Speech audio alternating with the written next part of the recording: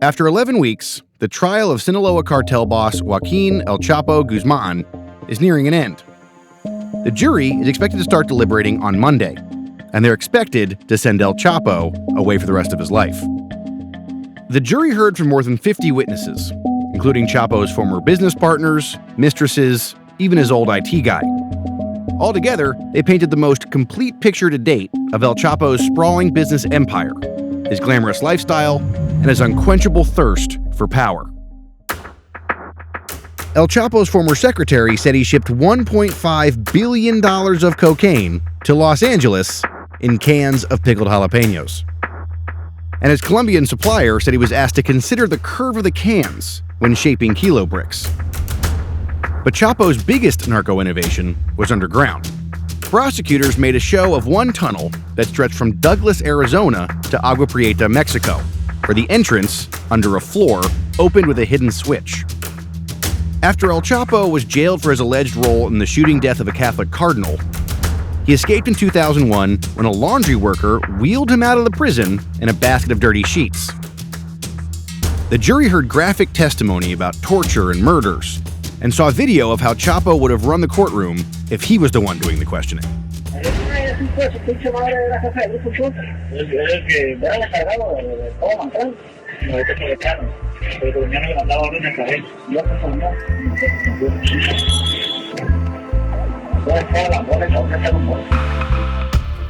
In 2008, a war broke out between cartels. According to one witness, one of Chapo's workers was suspected of betrayal, then kidnapped, beaten, and killed. El Chapo puso a Alfredo. Ellos le dijeron que no, porque el Chapo y el Mayo pusieron a Alfredo.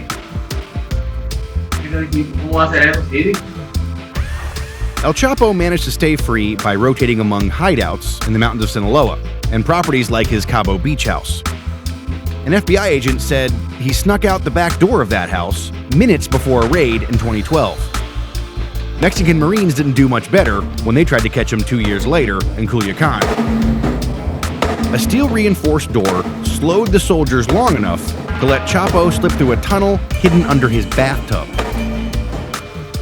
The woman who'd been sleeping next to him testified he had no time to get dressed and was still naked when he escaped. He made sure to bring her along, but he left behind a treasure trove of evidence, including rocket-propelled grenades, meth, and plastic bananas stuffed with cocaine. El Chapo was captured a few days later, but he continued to run his business from behind bars. He sent letters to his right-hand man with orders to collect weapons and drugs, and love letters to his mistress, a state lawmaker in Sinaloa named Lucero Sanchez. His text to her mixed business and romance.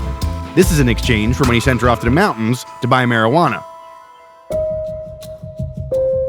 In 2015, El Chapo escaped again, this time through a mile-long tunnel from the shower of his prison cell. It was a testament to his ingenuity and to the corruption that helps the drug trade flourish. One witness accused Chapo of paying $2 million to a former prison system director.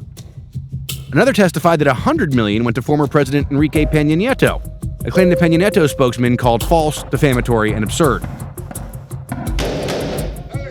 El Chapo was last captured in January 2016 after a firefight with Mexican Marines.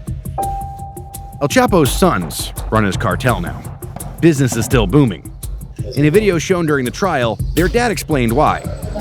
Muy cierto que el consumo día con día es más grande y más grande, entonces hay venta y hay venta. Federal prosecutors hope they can put El Chapo away for good and claim a major victory in the war on drugs. But what Chapo's trial really proved is how intractable the drug war is, regardless of borders and checkpoints, and how, without major policy shifts, there will always be another Chapo.